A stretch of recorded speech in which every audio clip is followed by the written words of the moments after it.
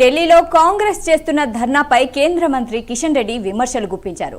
కాంగ్రెస్ ప్రభుత్వ వైఫల్యాల నుంచి ప్రజల దృష్టి మరల్చేందుకే ధర్నాలు చేస్తున్నారని ఢిల్లీలో కిషన్ రెడ్డి ఆరోపించారు.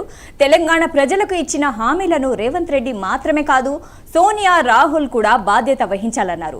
బీసీ రిజర్వేషన్లపై కాంగ్రెస్ కు చిత్తశుద్ధి లేదని కిషన్ రెడ్డి ఆరోపించారు. రేవంత్ రెడ్డి గారు, కాంగ్రెస్ పార్టీ, రాహుల్ గాంధీ కూడా 34% గతంలో ఉన్నటువంటి రిజర్వేషన్ ఈరోజు జబ్బలు చర్చుకుంటూ జంతర్ మంతర్లో గోల వేస్తూ 34% రిజర్వేషన్ 32% స్థానిక సంస్థల ఎన్నికల్లో కుదించేటువంటి ప్రయత్నం చేస్తాం.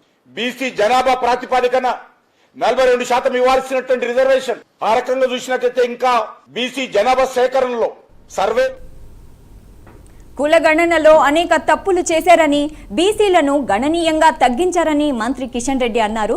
రిజర్వేషన్ అమలు చేసి మత కలహాలు సృష్టించాలనుకున్నారని ప్రశ్నించారు.